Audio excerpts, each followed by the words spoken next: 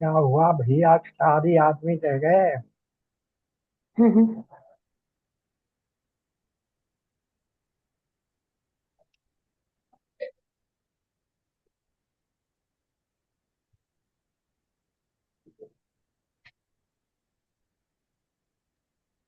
आज तो कोई आया ही नहीं जी। हाँ जी, वही तो मैं कह रहा हूँ। काफी दिन हो गए थे ना। वो, वो, हाँ जी। वो टेम्पो जो है वो गड़बड़ हो गया। हाँ, ये तो हो जाता है। जी। और अब अगले हफ्ते भी ऐसा ही गड़बड़ होगा। फिर दिवाली भी है अब। वही दीपावली आ रही है, दीपावली वीक हो रहा उसके है। बाद ही ठीक होगा जी। उसके बाद दीपावली ही। के बाद ही ठीक बैठेगा। हाँ जी, हाँ जी, वही बात है।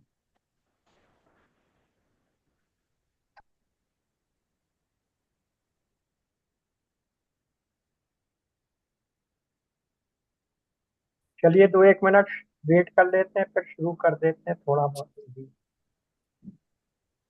जी अंकल। क्या कह रहे हैं? ठीक है अंकल। हाँ, और क्या।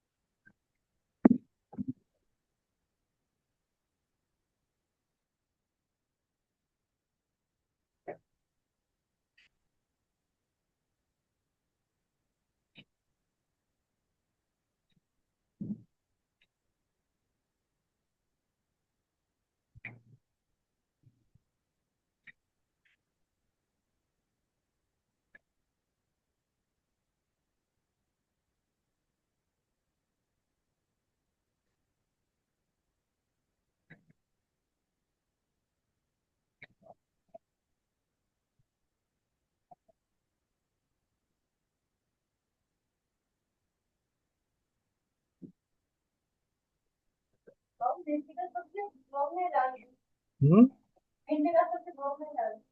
भोग में नहीं जाएगी?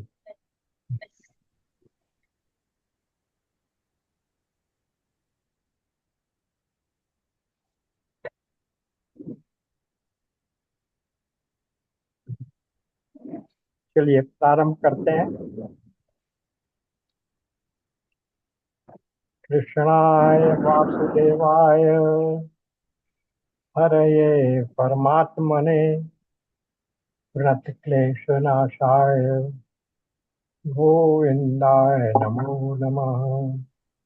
गोविंदाय नमो नमः।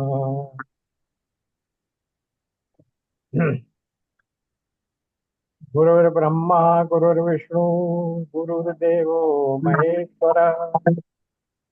गुरु साक्षात् परब्रह्म तस्मै श्री गुरुवे नमः। श्री गुरुवे नमः।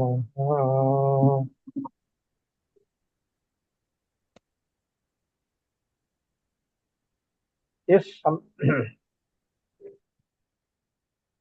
प्रकरण में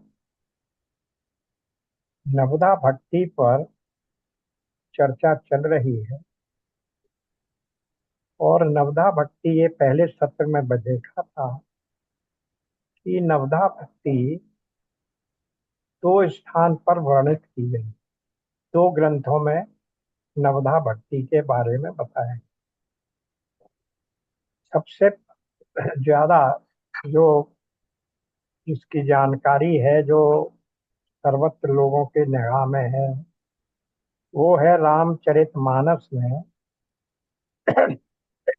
भगवान राम के द्वारा शबरी को जो भक्ति, नवदा भक्ति का उपदेश किया है, वो बहुधा सभी लोगों को मालूम है। दूसरी नवदा भक्ति, यानी नवदा भक्ति का अर्थ है नौ भक्ति के 9 प्रकार। भक्ति किस किस प्रकार से की जा सकती है, उसके 9 प्रकार बताए गए। दूसरा, श्रीमद् भागवत में, वो भी हम लोगों का परम पूज्य ग्रंथ है, उसमें भी नवधा भक्ति का वर्णन आया है। और वो नवधा भक्ति, जैसा पहले सत्र में बताया गया था, वो नवधा भक्ति का वर्णन प्रहलाद जी द्वारा अपने छात्रों को, अपने सहपाठियों को अपने गुरुकुल में दिया गया था। वहां भी 9 प्रकार की भक्ति बताई गई है और रामचरितमानस में भी 9 प्रकार की भक्ति बताई गई है। दोनों प्रकारों में सबसे पहली भक्ति जो बताई गई है वो हमने देखा था कि जो श्रीमद् भागवत में प्रहलाद जी ने जो बताई, उसमें सबसे पहले क्या था? श्रवणम, फिर कीर्तन, फिर विष्णु स्मरण, भगवान का स्मरण, पाद सेवनम इत्यादि। वो हम लोगों ने देख लिया था, आप लोगों ने नोट कर लिया था। इसी प्रकार रामचरितमानस में भगवान राम ने जो शबरी को उपदेश दिया भक्ति का, उसमें भी सबसे पहले उन्होंने क्या कहा? उन्होंने कहा प्रथम भगति संतन कर संगा। क्या कहा? पहली भक्ति का प्रकार है संतों का संग। अगर संतों का संग किया जाएगा तो वहां कोई शेयर बाजार का तो डिस्कशन होगा नहीं, पॉलिटिक्स तो डिस्कस होगी नहीं। तो वहां भी संत तो भगवान की भक्ति का ही, उनके लीला का, उनके गुणों का, उनके धाम का ही एक दूसरे से चर्चा करेंगे। तो वहां भी क्या होगा? श्रवण होगा। जो भी व्यक्ति संतों का संग करेंगे, वो एक दूसरे से चर्चा के द्वारा, वो एक दूसरे के व्यक्ति के द्वारा कहे गए भगवान की लीला, गुण, धाम, चरित्र इत्यादि के बारे में सुने और सुनाएंगे। इसलिए वहां भी जो प्रथम भक्ति बताई गई वो भी श्रवण भक्ति ही बताई गई है। और रामचरितमानस में एक जगह और भी यही आया है, जैसा शायद पहले भी बता दिया गया था। बिनु सत्संग न हरि कथा, तेहु मुन मोह न भाग। मोह गए बिनु राम पद, होय न दृढ़ अनुराग। सत्संग के बिना में क्या हो सकता है? बिनु सत्संग न हरि कथा। भगवान की कथा सत्संग के बिना नहीं हो सकती। जब भी हरि कथा होगी तो सत्संग होगा ही होगा। संतों को बुलाएंगे वही लोग भगवान की कथा के सुनने में आकृष्ट होंगे, और उन्हीं के बीच में बैठकर भगवान की कथा का सुनी जाएगी। और हरि कथा के बिना मोह का नाश नहीं हो सकता। सब मोह का नाश करने वाली हरि की, भगवान की कथा, उनका लीला, उनके गुण, धाम, चरित्र, अवतार इत्यादि की कथाएं वही लिया है।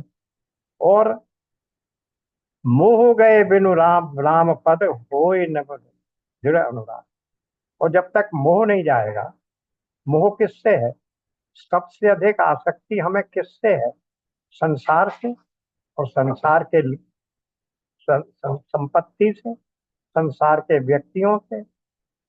तो उस संसार के की आसक्ति को छोड़कर जब तक हमारा मन भगवान में नहीं लगेगा, जब तक हमारा इस संसार के प्रति जो मोह और आसक्ति है उसके प्रति हमारा क्या हो जाए? वैराग्य ना हो जाए, उसके प्रति हमारा सत्संग ना खत्म हो जाए। इसलिए वो कह रहे हैं कि भगवान के चरणों में यदि दृढ़ भक्ति प्राप्त करनी है तो ये आवश्यक है कि भाव सहित हरि की कथा सुननी चाहिए। और हरि की कथा कहाँ सुनने को मिलेगी? बिना सत्संग के हरि की कथा सुनने को मिलेगी नहीं। इसीलिए सबसे पहली भक्ति कह गई प्रथम भगति हरि कर, प्रथम भगति संतन कर संगा। ये भगवान ने इसलिए कह दिया क्योंकि वही भगवान के चरणों में दृढ़ प्रेम उत्पन्न करने वाली है। अब इसी बात को श्रीमद् भागवत में भी कहा गया। श्रीमद् भागवत में बिल्कुल प्रारंभ से ही कथा के श्रवण के ऊपर जोर दिया गया। सबसे पहले क्या कहा गया, जो प्रथम स्कंद का दूसरा श्लोक है, उसमें क्या कहा गया है? प्रथम स्कंद का पहले अध्याय का दूसरा श्लोक, जिसमें महात्म बताया जा रहा है भगवान की कथा के सुनने का। उसमें क्या कहा गया है, ये देखिए। उसमें कहा गया, प्रथम स्कंद के प्रथम अध्याय के पहले श्लोक में क्या कहा गया? उन्होंने कहा, पहले अध्याय का पहला श्लोक,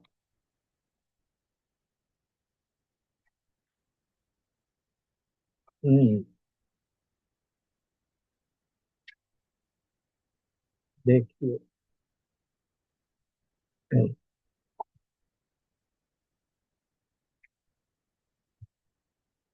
कैसे सुननी चाहिए भगवान की भक्ति की भगवान की कथा?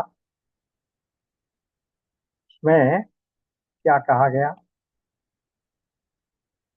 भगवान की कथा में किसका निरूपण हुआ है?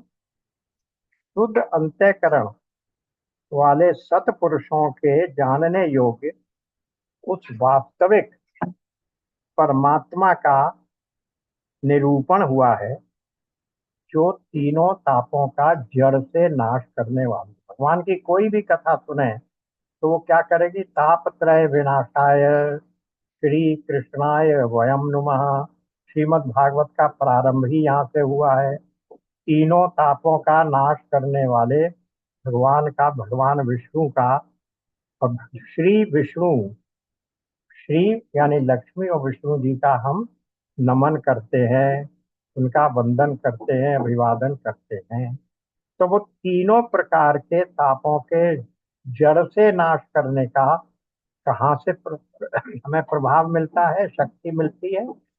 भगवान की कथा के श्रवण। और भगवान की कथा में क्या क्या चीजें समाहित हैं? भगवान का चरित्र, उनके जन्म की कथा, उनकी लीलाएं, उनके गुण, उनका धाम, और उनके संतों की का चरित्र, ये सब भगवान की कथा में समाहित। तो वो कह रहे हैं, क्या कह रहे हैं व्यासदेव जी? पहले अध्याय में, भागवत के में पहले स्कंद के पहले अध्याय के दूसरे श्लोक में जो कुछ यहाँ कहा गया है, भगवान की ये जो कथा है, उसमें तीनों तापों का जड़ से नाश करने की शक्ति है, और वो कथा परम कल्याण देने वाली है। अब और किसी साधन या शास्त्र से क्या प्रयोजन रह जाता है? केवल हरि कथा सुनने से ही तीनों तापों का नाश हो जाएगा और परम कल्याण, परम कल्याण का अर्थ है मोक्ष प्राप्त हो जाएगी।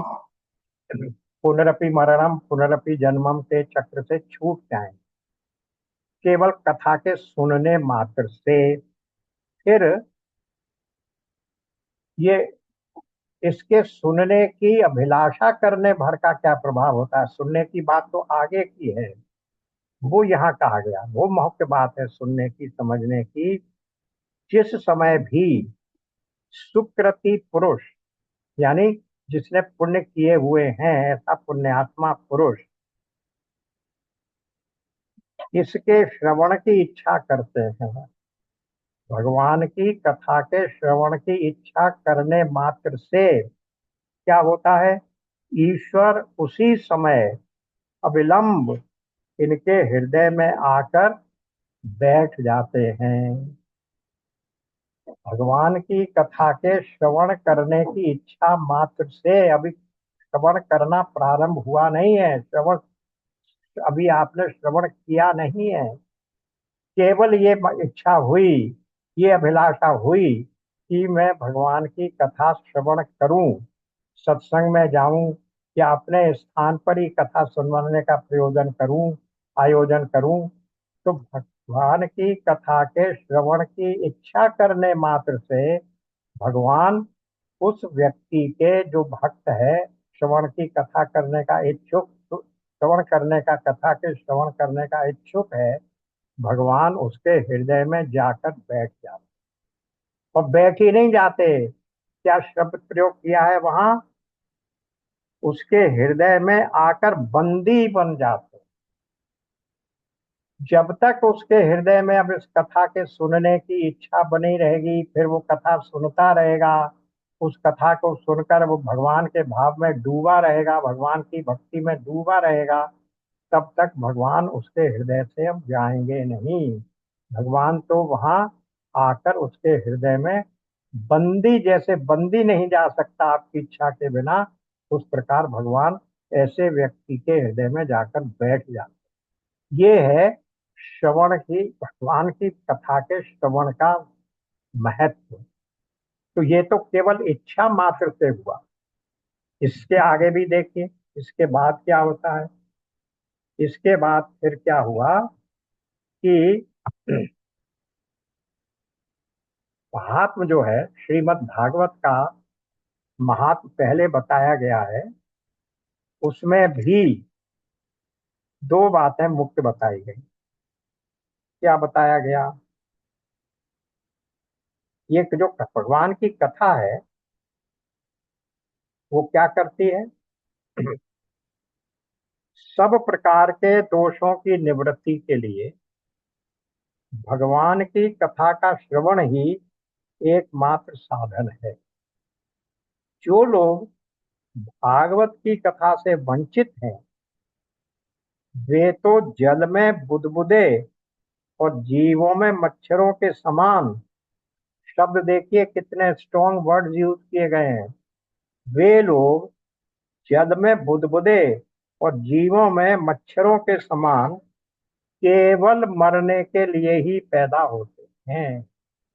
भगवान की कथा से जो अपने आप को वंचित रखता है, और फिर भला जिसके प्रभाव से, किसके, उस कथा के श्रवण के प्रभाव से जड़ और सूखे हुए बांस की गांठें पड़ सकती हैं। ये वहां आ रहा है जहाँ आप सब लोगों ने थोड़ा बहुत सुना होगा भागवत में, कि वो जो धुंधकारी था जिसे प्रेत योनि मिल गई थी, उसके भाई ने उसके लिए भागवत की कथा का आयोजन किया था, और उस कथा के आयोजन में वो एक पोले बांस में जिसकी 7 गांठें थी, उनकी भी उसकी पोल में जाकर बैठ गया था और वहां सुन रहा था। तो जैसे ही पहले दिन की कथा समाप्त हुई, एक गांठ टूट गई। इस प्रकार 7 दिन की कथा समाप्त होने पर 7 गांठें फूट गई थी। उसी बात का यहाँ पर दृष्टांत दिया जा रहा है, संदर्भ दिया जा रहा है। भला जिसके प्रभाव से जड़ और सूखे हुए बांस की गांठें फट सकती हैं, उस भगवत कथा का श्रवण करने से चित्त की गांठों का खुल जाना कौन बड़ी बात है। चित्त में गांठें क्या हैं, चित्त की गांठें यही हैं कि हमने अपने आप को जड़ समझ लिया है। तो स्वामी जी कहते हैं, और बार बार हम लोग कथा में करते आ रहे हैं, गीता में और किसी भी संदर्भ में, जड़ चेतन मह ग्रंथि पड़ गई। ग्रंथि का ही यहाँ पर अनुवाद गांठें किया गया। यद्यपि मूर्छा, यद्यपि वो झूठी है, किंतु बड़ी कठिनाई से छूटती है। तो इसलिए उन्होंने कहा, श्रवण करने से चित्त की गांठों का खुल जाना कौन बड़ी बात है। तो इस प्रकार से भगवान की कथा के सुनने से जो हमारे मन में ग्रंथि बन गई है, हमने अपने आप को कर्ता भोक्ता जड़ जीव समझ लिया है, सुखी दुखी हो रहे हैं, वो जो गांठ है, हमने अपने आप को चेतन के होते हुए भी अपने आप को जड़ मान लिया है, वो जो जड़ और चेतन की गांठ बना ली है, वो गांठ भगवान की कथा के सुनने मात्र से समाप्त हो जाती है। अब ये तो बात हुई भगवान की कथा के श्रवण। भगवान की कथा के श्रवण के बिना में किसी भी प्रकार से ज्ञान की प्राप्ति नहीं हो सकती, मुक्ति की प्राप्ति नहीं हो सकती। अब प्रश्न ये आया कि वो श्रवण किस प्रकार से किया जाए। केवल मात्र श्रवण श्रवण नहीं है। कथा हो रही है और आपने सुन लिया, इस कान से सुना उस कान से निकल गया, उस कथा पर न मनन हुआ, न निधिध्यासन हुआ, न आचरण हुआ, न वो कथा हमारे मन अंतर मन में आसीन हुई, तो फिर उस कथा के सुनने का आत्मसात ही नहीं हुई, तो वो कथा का सुनना समझना नहीं है। श्रवण का अर्थ है कि श्रवण इस प्रकार से किया जाए कि वो कथा और उसमें दिए हुए भाव, भगवान के वो गुण हमारे हृदय में आत्मसात हो जाएं, बैठ जाएं, उन पर हम आचरण कर सकें। इसीलिए ये बात कही गई, इसी महात्म से ही मैं अभी रेफरेंस दे रहा हूँ कि वहां क्या किया गया कि जब धुंधकारी को उनके भाई गोकर्ण जी ने ये पूरी कथा सुना दी और उसकी मुक्ति हो गई, तो वहां क्या हुआ, वो जो इतना घोर पातकी था और गया इत्यादि के तीर्थ करने से भी जिसकी मुक्ति नहीं हो रही थी, वो कथा सुनने से जिसकी मुक्ति हो गई, और केवल यही नहीं, वो क्या हुआ, ये भागवत कथा रूप तीर्थ संसार के कीचड़ को धोने में बड़ा ही पटु है। जब ये हृदय में स्थित हो जाता है, तब मनुष्य की मुक्ति निश्चित ही समझनी चाहिए। और इसी बात को आगे बढ़ाते हुए कथा में कहा गया है कि उस धुंधकारी जैसे महापातकी को लेने के लिए भगवान का विमान आया। जिस समय धुंधकारी ये सब बातें कह रहा था, जिसके लिए वैकुंठवासी पार्षदों के सहित एक विमान उतरा, उससे सब ओर मंडलाकार प्रकाश फैल रहा था। सब लोगों के सामने ही धुंधकारी उस विमान पर चढ़ गया। तब उस विमान पर आए हुए पार्षदों को देखकर उनसे गोकर्ण ने कहा। अब देखिए यहाँ आ रहा है कि कथा कैसे सुननी चाहिए, और कथा सुनने का, तरीके से सुनने का, और केवल सुनने मात्र का क्या प्रभाव होता है, ये बात यहाँ बहुत स्पष्ट करके समझाई गई है। गोकर्ण ने पूछा, भगवान के प्रिय पार्षदों, हमारे यहाँ तो हमारे अनेकों शुद्ध हृदय श्रोतागण हैं। उन सबके लिए आप लोग एक साथ बहुत से विमान क्यों नहीं लाए? हम देखते हैं कि यहाँ सभी ने समान रूप से कथा सुनी है, फिर फल में इस प्रकार का भेद क्यों हुआ, ये बताइए। एक के लिए विमान आ रहा है, सशरीर भगवान के रूप में जा रहा है, और बाकी सब लोग बैठे हैं, देख रहे हैं। भगवान के पार्षदों ने क्या उत्तर दिया, ये ध्यान दीजिए। हे मानव, इस फल भेद का कारण इनके श्रवण का भेद ही है। यानी ये ठीक है कि श्रवण तो सबने समान रूप से ही किया है, किंतु इसके जैसा मनन नहीं किया, मन लगाकर नहीं सुना, इसके जैसा भजन करने पर भी उसके फल इनके प्रयत्नों में फल भेद रहा। इस प्रेत ने 7 दिनों तक निराहार रहकर श्रवण किया था तथा सुने हुए विषय का स्थिर चित्त से मनन निधिध्यासन भी करता रहा था। जो ज्ञान दृढ़ नहीं होता वो व्यर्थ हो जाता है। इसी प्रकार ध्यान न देने से श्रवण व्यर्थ हो जाता है, ध्यान न दे संदेह से मंत्र व्यर्थ हो जाता है, और चित्त के इधर उधर भटकते रहने से जप का भी कोई फल नहीं होता। समझ लीजिए क्या बात कही जा रही है कि श्रवण केवल ये नहीं है कि हम कथा में गए और बैठ कर आ गए। मैं और आप यहाँ बैठे हुए हैं, 1 घंटे के लिए हम लोग चर्चा कर रहे हैं, चर्चा में बैठे और उसके बाद अपने फिर से उसी संसार के प्रपंच में फंस गए, तो ये कथा के श्रवण का कोई फल मिलने वाला नहीं है। यही कहा, देखिए यहाँ पर उन्होंने यही तो कहा, साफ साफ कहा है कि कथा के नहीं सुनने से क्या होता है, नहीं सुनने से सबसे पहले फल नहीं मिलता, मंत्र के ऊपर संदेह करने से फल नहीं मिलता, ध्यान न देने से श्रवण का, संदेह करने से मंत्र का, विश्वास ही न हो तो, और चित्त के इधर उधर भटकते रहने से जप का भी कोई फल नहीं होता। उस कबीर साहब ने कहा कि माला तो फिर रही है और मन जने कहाँ का कहाँ घूम रहा है, तो मन का फेर, इस माला के फेर मन के को फेरने से क्या हो रहा है। तो चित्त को इधर उधर भटकते रहने से फिर जप का भी कोई फल नहीं होता। तो ये बात हुई किस प्रकार से श्रवण किया जाए। अब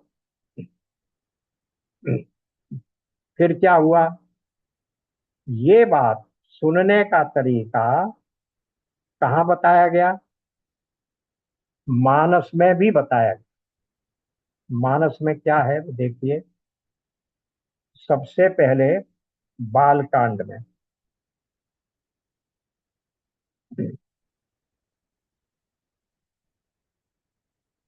बाल कांड में क्या हुआ।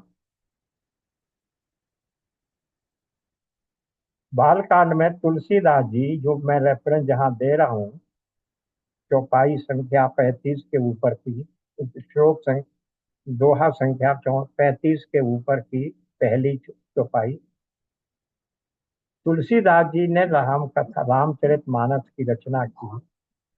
वो कह रहे हैं इस रचना को सुने कैसे लोग, किस प्रकार से सुने। वो कह रहे हैं, कहूँ कथा सोई सुखद सुहाई, सादर सुनहु सुजन मन लाई। मैंने ये जो कथा की रचना की है, ये कथा सुख देने वाली है। इस कथा को मैं कह रहा हूँ, इस सुख देने वाली कथा को मैं कह रहा हूँ। इसको आप कैसे सुने, सादर सुने और मन लगाकर सुने। बिना मन लगाकर सुने किसी भी श्रवण का कोई लाभ नहीं हो सकता। यही बात आगे चलकर, ये तो तुलसीदास जी ने हमें सलाह दी है, राधे राधे, यही बात आगे चलकर भगवान राम स्वयं लक्ष्मण जी से कहते हैं। वो क्या प्रकरण है, अभी थोड़े ही दिन पहले हम लोगों ने रामचरितमानस पूरा किया है। अरण्य कांड में, अरण्य कांड में भगवान से लक्ष्मण जी ने कुछ प्रश्न किए हैं। जो वहाँ जो प्रश्न है वो राम गीता कहलाती है। राम जी ने उन प्रश्नों का उत्तर दिया है अरण्य कांड में। वहां पर भी जरा देखिए क्या कहा है उन्होंने। अरण्य कांड में भगवान राम ने स्वयं क्या कहा, कहा लक्ष्मण जी का क्या प्रश्न है।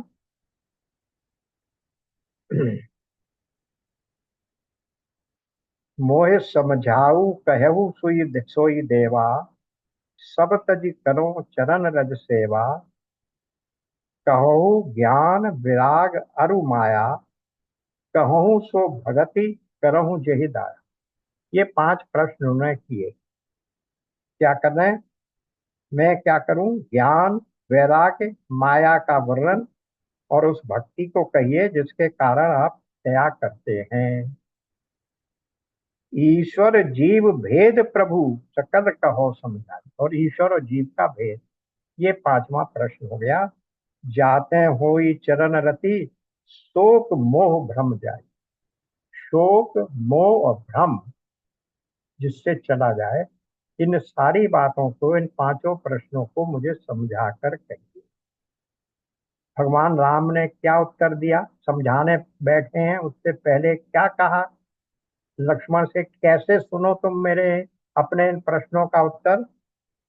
थोड़ी मैं सब कहूँ बुझाई, सुनहु तात मति मन चित लाई। मैं इन तुम्हारे इन प्रश्नों का उत्तर बहुत संक्षेप में ही अच्छी तरह से समझा दूंगा, लेकिन तुम क्या करो, श्रोता के लिए क्या करना चाहिए। श्रोता का कर्तव्य क्या है, सुनहु तात मत मति मन चित लाई। अपनी मति को, अपनी बुद्धि को मन और चित्त लगाकर, अपनी बुद्धि से मन और चित्त लगाकर कि मेरी इस इन कथा को जो मैं उपदेश तुम्हें देने जा रहा हूं उसको सुनो। इस प्रकार ये बताया गया कि किस प्रकार से कथा के श्रवण का प्रभाव पड़ता है। कथा, पहले कथा का प्रभाव, कथा का महात्म, और उसके बाद उसके सुनने का तरीका, कथा के श्रवण का भी तरीका है। और ये बात केवल मात्र रामचरितमानस और भागवत में ही नहीं कही गई है, ये बात कही गई है कहाँ? गीता में भी। हम लोग उस श्लोक का बार बार संदर्भ लेते हैं, उस श्लोक को बार बार उसका संदर्भ आता है। वो क्या है? 4.39। 4.39 क्या है? श्रद्धावान लभते ज्ञानम तत्परः संयतेन्द्रियः। 4.34 में उन्होंने कहा कि जिसको ज्ञान प्राप्त करना हो वो कहाँ जाए? वो तत्वदर्शी व्यक्ति के पास, ज्ञानिनः तत्वदर्शिनः, ज्ञानी और तत्वदर्शी के पास जाकर ज्ञान प्राप्त करे। लेकिन वहां ये नहीं कहा कि वो ज्ञान दे देगा तो वो ज्ञान तुम्हें आत्मसात हो ही जाएगा। उसके लिए एक शर्त आई। वो तो तुम्हें बता देगा क्योंकि भगवान ने कह दिया, वो तुमसे कहेगा। उपदेक्षन्ति ते ज्ञानम, वो तुम्हें वो उपदेश देंगे, ज्ञानिनः तत्वदर्शिनः। लेकिन वो तुम आत्मसात कर पाओगे या नहीं कर पाओगे, ये किस बात पर निर्भर करता है? श्रद्धावान लभते ज्ञानम, श्रद्धावान को ही वो ज्ञान आत्मसात हो सकता है। और जो श्रद्धा से उस ज्ञान को सुनेगा, श्रद्धा किस पर? गुरु पर और ग्रंथ पर और गोविंद पर। गोविंद पर, गुरु पर और ग्रंथ पर जब तक इन तीनों गा पर श्रद्धा नहीं होगी तो वो ज्ञान आपको आत्मसात नहीं होगा। पर ये अधूरी बात है। बाकी और बात क्या रह गई श्रद्धा, उस ज्ञान के आत्मसात होने में? श्रद्धावान लभते ज्ञानम तत्परः संयतेन्द्रियः। 4.39। तत्पर, आप में इसको करने की आकांक्षा हो, प्रयत्न करते हो, तत्परता से लगे रहें, बिल्कुल लगन के साथ। और संयतेन्द्रिय, और अपनी इंद्रियों के ऊपर नियंत्रण करके रखें, तभी आप ज्ञान प्राप्त कर सकते हैं। जो व्यक्ति ज्ञान प्राप्त करने के समय में खेल कूद में, एंटरटेन में, मन में, खेल कूद में मन लगाता है, एंटरटेन में मन लगाता है, सुख की प्राप्ति की चेष्टा करता है, उसको ज्ञान प्राप्त नहीं हो सकता। सुखेंद्रिय कितो ज्ञानम, ज्ञानेन्द्रिय कितो सुखम, ये सुभाषित है संस्कृत का। सुख की अभिलाषा करने वाले को ज्ञान नहीं है और ज्ञान की अभिलाषा करने वाले को सुख नहीं। तो इसलिए संयतेंद्रिय, ये तीनों गुण होंगे तब वो ज्ञान प्राप्त होगा। इसलिए श्रवण मात्र से कुछ नहीं होने वाला है। श्रवण का तरीका गीता में भी बता दिया, रामचरितमानस में भी बता दिया और श्रीमद् भागवत में भी बता दिया। अब इस श्रवण की महिमा क्या है ये भी और देखिए।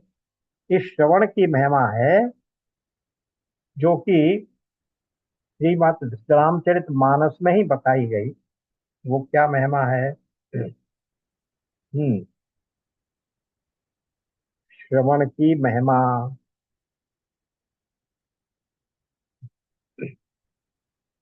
क्या कहा वहां पर उन्होंने, भगवान ने?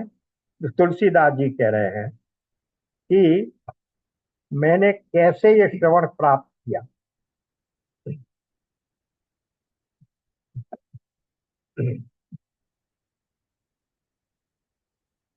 श्रोता वक्ता ज्ञान निधि। देखिए, जब इस प्रकरण को, नवधा भक्ति के प्रकरण को, इस सत्र में हम लोग बैठेंगे तो हमें तीनों पुस्तकों को, तीनों ग्रंथों को अपने पास रखना चाहिए, क्योंकि सारी भक्ति का निचोड़, भक्ति के सभी प्रकारों का निचोड़ इन्हीं ग्रंथों में है। उन्हीं का आधार बनाकर ये प्रवचन किए जा रहे हैं, क्योंकि भक्ति का निरूपण भी वही है, भक्ति के प्रकार भी वही हैं, भक्ति का श्रवण के प्रकार भी वही हैं, और उस श्रवण को का महात्म क्या है ये सब भी इन्हीं ग्रंथों में है। इसलिए तीनों ग्रंथ हमारे सामने उपस्थित रहने चाहिए, रेडी अवेलेबल, जिससे हम तुरंत उसका रेफरेंस देख सकें। तो अब चलिए, बात हो रही है कि श्रवण का कितना महत्व है। तुलसीदास जी को इस श्रवण से क्या हो गया? तुलसीदास जी इसके श्रवण मात्र से इस रामचरितमानस के रचने के लिए समर्थ हो गए। वो कैसे? स्वयं उनकी शब्दों में सुनिए। बालकांड के प्रारंभ में ही दोहा संख्या 30 ख से लेकर आगे तक। श्रोता वक्ता ज्ञान निधि, कथा राम के गूढ़, किम समझो मैं जीव जड़, कलमल ग्रसित विमूढ़। श्री राम जी की गूढ़ कथा के वक्ता यानी कथा के कहने वाले, और श्रोता सुनने वाले, दोनों ज्ञान के खजाने, यानी दोनों पूरे ज्ञानी होते हैं। मैं किम समझो मैं जीव जड़, मैं कलयुग के पापों से सना हुआ महामूढ़ जब जड़, भला उस को कैसे समझ सकता था? कौन सुना रहा था वहां कथा? उनके गुरु नर हरिरानंद, नर हरिनंद, वो सुना रहे। तो कथा ज्ञान का कहा उन्होंने, श्रोता भी गूढ़ थे या ज्ञानी थे, और सुनाने वाले वक्ता जो गुरु थे वो भी ज्ञानी थे, क्योंकि राम जी की कथा बड़ी गूढ़ है, समझने में बड़ी कठिन है। तो फिर क्या हुआ? इस कारण से मैं इसको समझ नहीं सकता, क्योंकि मैं तो कलयुग के पापों से ग्रसा हुआ महामूढ़ व्यक्ति था। तदपि कही गुरु बारह बारा, समझ परी कछु मति अनुसार।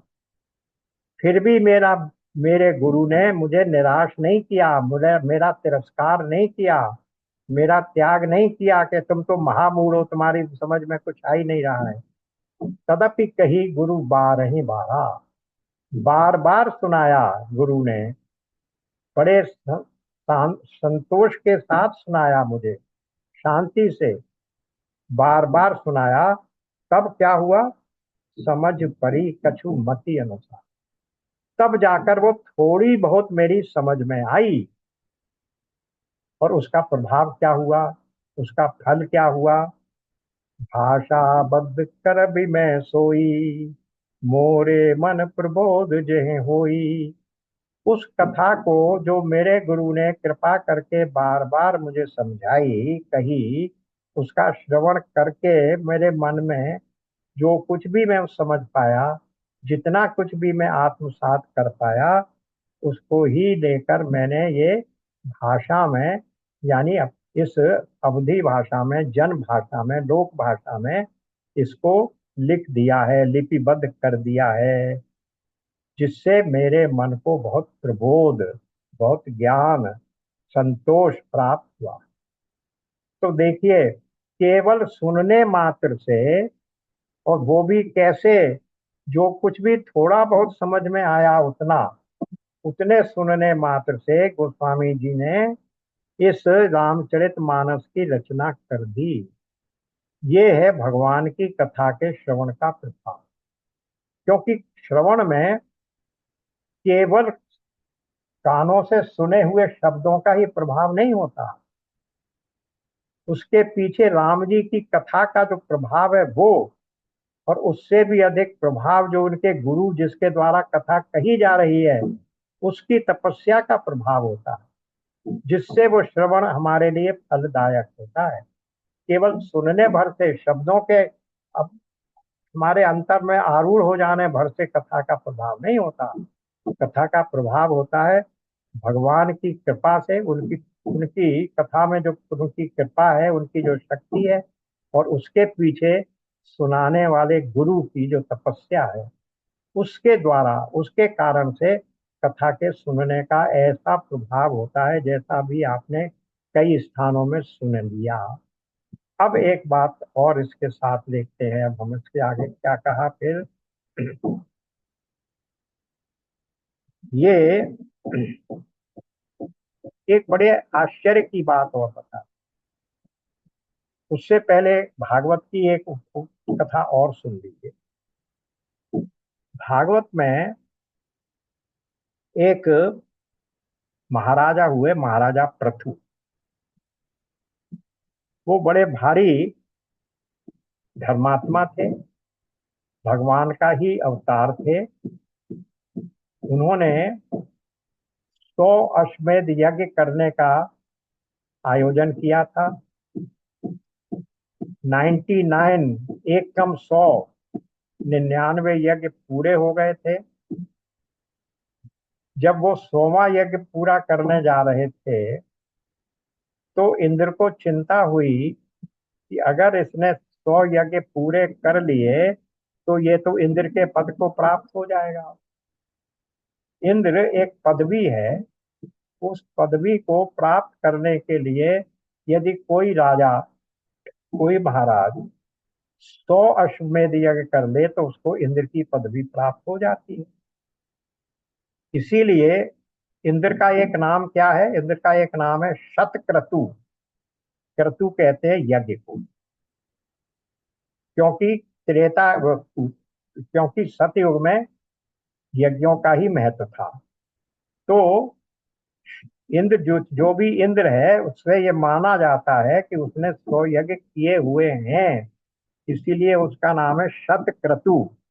इसलिए इंद्र का एक शॉर्ट में शक्र भी कहते हैं। शतक्रतु का श और कृत का क्र, वहां भी उस जमाने में भी एब्रीविएशन में लिखे जाते थे। राम का आर और नारायण का एन, आर एन। ऐसे ही शत का श और क्रतु का क्र, शक्र बना दिया उसका नाम। तो वो, उसको चिंता हुई, तो वो शक्र ने उसके व्यवधान डालने की चेष्टा की। दोनों में युद्ध हो गया, मतलब दोनों में व्यवधान, दोनों में कहासुनी हो गई, शत्रुता हो गई। तब भगवान हरि ने स्वयं उन दोनों के बीच संधि और मित्रता करवाई और पृथु से पूछा कि भाई ये तो ठीक है, ये तो चाहता है, इसे तो लालच है, ये तो अपने पद को छोड़ना नहीं चाहता, या इसको शंका है कि तुम्हारे यज्ञ करने से, यज्ञ 100 यज्ञ पूरे हो जाने पर तुम्हें इंद्र का पद मिल जाएगा। तो क्या ये तुम बताओ कि क्या तुम ये यज्ञ इंद्र का पद प्राप्त करने के लिए कर रहे हो?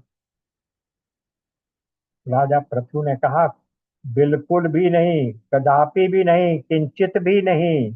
मुझे इंद्र के पद को प्राप्त करने की कोई भी लालसा नहीं है।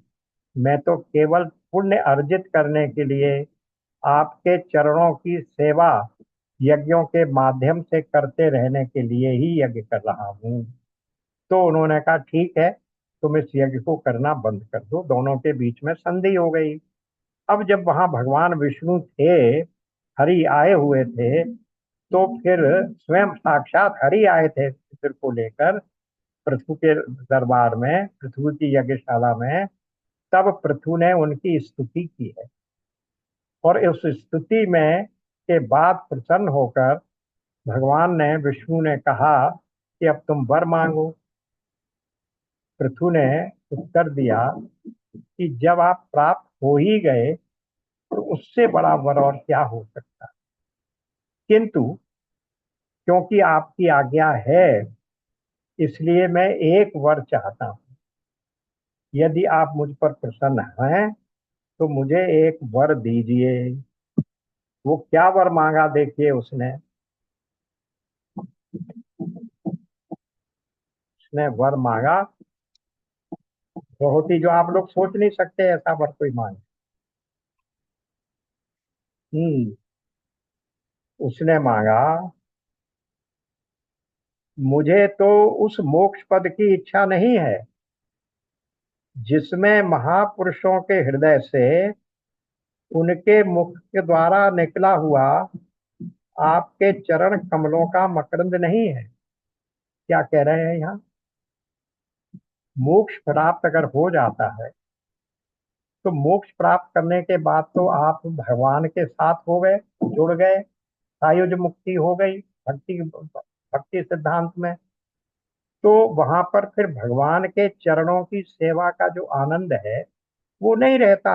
यही वो कह रहे हैं, मुझे उस मोक्ष पद की इच्छा नहीं है जिसमें महापुरुषों के हृदय से उनके मुख द्वारा निकला हुआ आपके चरण कमलों का मकरंद नहीं है। मोक्ष में वो चरण कमलों का मकरंद, चरण कमलों की जो स्तुतियां स्तवन किए गए हैं महापुरुषों के द्वारा, वो वहां कहाँ मिलेगा?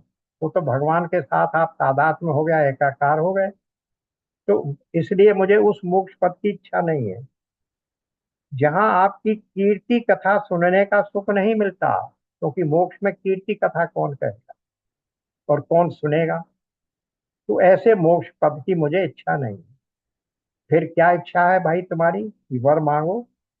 इसलिए मेरी तो यही प्रार्थना है कि आप मुझे 10,000 कान दे दीजिए। सोचिए, भक्त की, और वो भी महाराज पृथु क्या कह रहे हैं, मुझे 10,000 कान दे दीजिए जिनसे मैं आपके लीला गुणों को सुनता ही रहूं।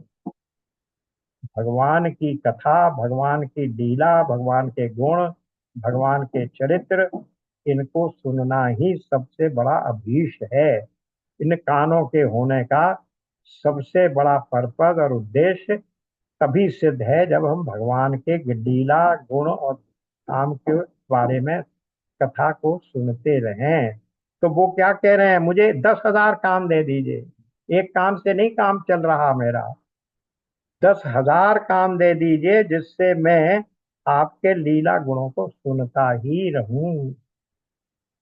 ऐसी बात, ये है भगवान के कथा को या भगवान की लीला को, भगवान के गुणों को सुनने की अभिलाषा और आकांक्षा। महाराजा पृथु जिसे सब प्राप्त था, वो भी क्या मांग रहे हैं? 10,000 कान, जिससे मैं आपके लीला के गुणों को, आपकी लीला को और आपके गुणों को सुनता रहूं। अब समय पूरा हो रहा है, एक प्रश्न और रह गया है, वो जिसको फिर अगले सेशन में लेंगे। प्रश्न ये है, इसका उत्तर सोचिएगा, इसलिए छोड़ देता हूँ ना। प्रश्न ये है कि भाई बाकी जितने भी कर्म होते हैं उनमें कर्मों का फल किसे मिलता है? बताइए, आप लोग में से कोई बोलिए। जो व्यक्ति कर्म करता है उसके कर्मों का फल किसे मिलता है? कोई को नहीं पता। जो कर्म करता है। जो कर्म करता है। जब भागवत की या कोई भी कथा, भगवान की कथा सुनाई जाती है, उसका फल किसको मिल रहा है भाई? कथा तो वक्ता कर रहा है, श्रोता तो मात्र सुन रहा है। वक्ता ने स्वाध्याय किया है, वक्ता बोल रहा है, वक्ता श्रम कर रहा है, और उसका फल श्रोता को जा रहा है। तो ये भगवान की प्रकृति के नियम के विरुद्ध है या नहीं कि कर्म करने वाले को तो फल मिल नहीं रहा? क्योंकि वहां तो नियम है, हम लोग गीता में पढ़ चुके हैं, वेदांत में पढ़ चुके हैं कि अवश्यम भोक्तव्यम कर्म शुभाशुभम। शुभ या अशुभ जैसा भी कर्म करो उसके फल को तुम्हें अवश्य भोगना पड़ेगा। तो मुझे तो मिल नहीं रहा है, या अगर मिल भी रहा है तो श्रोता ने तो कोई कर्म नहीं किया, उसे क्यों मिल रहा है? इस प्रश्न का उत्तर, इस पर विचार आप भी करिए। प्रश्न का उत्तर अगले सत्र में दिया जाए। ओम पूर्णमदः पूर्णमिदं पूर्णात् पूर्णमुदच्यते पूर्णस्य पूर्णमादाय पूर्णमेवावशिष्यते। ओम शांति शांति शांति। राधे नारायण। राधे राधे नारायण नारायण नारायण राधे राधे राधे। राधे राधे।